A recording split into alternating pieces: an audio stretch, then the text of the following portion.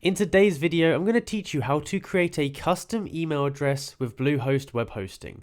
I'm going to teach you everything you need to know so it's simple, and I'm going to make sure you understand every step. Now, if you want to get 75% off your Bluehost hosting and also get a free domain, click the link at the top of the description and you'll be able to get that deal right away. So let's get right into the video.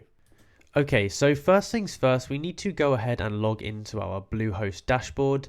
And you can see this is what the dashboard looks like for me.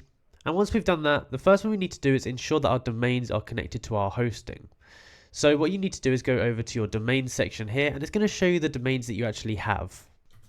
Now I have a domain here, and what I need to do is I need to go ahead and go to the domain connection section, and I need to go over to hosting and click connect to hosting.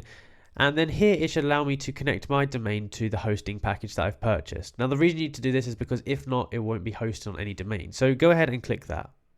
Now once we've gone ahead and done that, there's a few options we can do here. Firstly, we could go ahead and click on this email section and we can connect an email here. What it's going to take us to here is it's going to take us to this payment thing where it's going to try and get us to purchase some more stuff. So you can do that if you want to. It's a bit easier and it's going to be not that expensive. Now if not, what we can do is we can do it manually. And sometimes it won't let us do this unless we have paid for it. So if this second bit that I show you doesn't work, then you'll have to go ahead and purchase it. So what we need to do is we need to go over to cPanel email.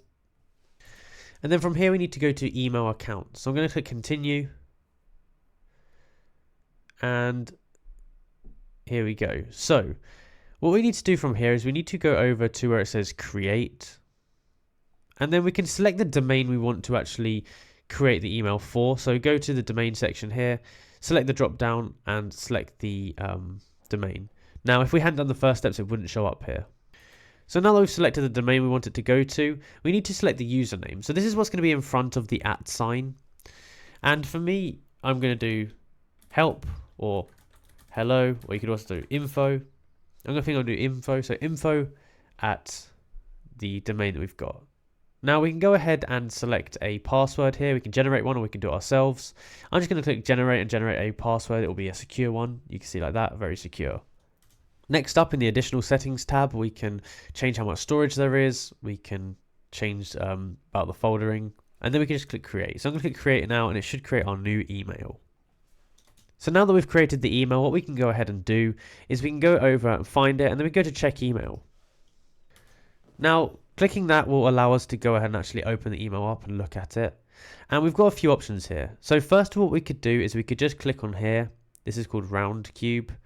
We could open this here, and this is going to basically open the inbox. And from here we could test out it works. So we could click compose and we could send it to someone, put a little bit of text, press send, and that will make sure that it's sending.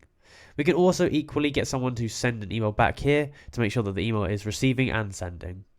Now what we might want to do is set it up on our device, and what we can do that is go over here and it's going to ask what device we use, so either Apple, Android, or either just send me general instructions. And then we want to put an email in here. Now this email should be an email that is logged in on that device, so if you've got a Gmail account that's logged into your iPhone, put that account there. It's going to press send, and that's going to basically go ahead and send you instructions to that device which allow you to set up this email on that device. So it's pretty easy to do, and it's pretty useful, and it's a much better UI than this. So that's basically how you go about doing it. If you enjoyed the video and found it useful, be sure to like and subscribe, comment down below that helped, and also use the link at the top of the description to get 75% off your plan. Thank you for watching.